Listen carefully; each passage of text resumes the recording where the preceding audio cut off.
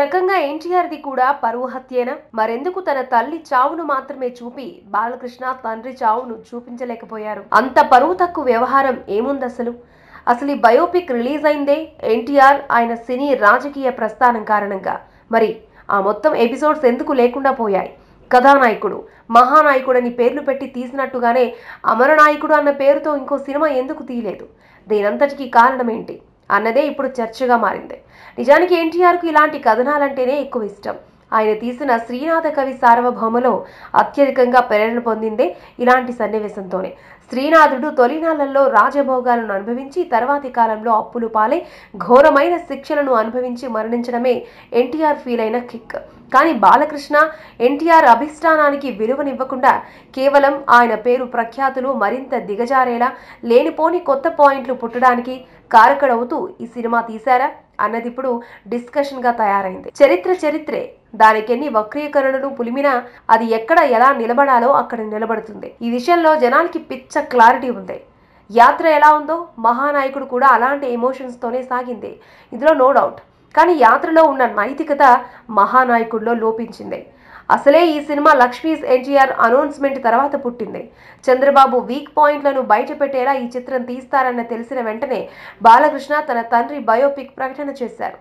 మహానాయకుడిలో పని కట్టుకుని చంద్రబాబును హీరోగా చూపడం జనాలకు ఎబ్బెట్టుగా మారింది. దీంతో తొలి 3 రోజులు ముష్టి 3 కోట్ల రూపాయలను మాత్రమే మూటగట్టుకుంది మహానాయకుడు. తన తల్లి తదనంతరం తండ్రి లక్ష్మీ పార్వతి అనే మహిళని పెళ్లాడాడని కనీసం చూపించలేదు బాలకృష్ణ.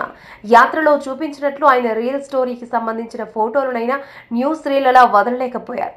అంతగా నామోషిగా భావించారు బాలకృష్ణ. తన తండ్రి మరణ సమయాన అనుభవించిన గుండె కోతను కనీసం ప్రస్తావించడానికి కూడా సాహసించలేదు.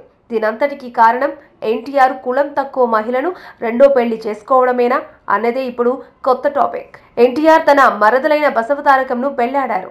ఆమె మరణం తర్వాత ఎన్టీఆర్ ఆరోగ్యపరంగా తీవ్ర అస్వస్థతకు లోనయ్యారు. ఈ సిచ్యువేషన్లో ఆయనకు తోడు అవసరమైంది. సరిగ్గా అప్పుడు జీవిత చరిత్ర రాసే క్రమంలో ఎంట్రీ ఇచ్చారు లక్ష్మీ పార్వతి.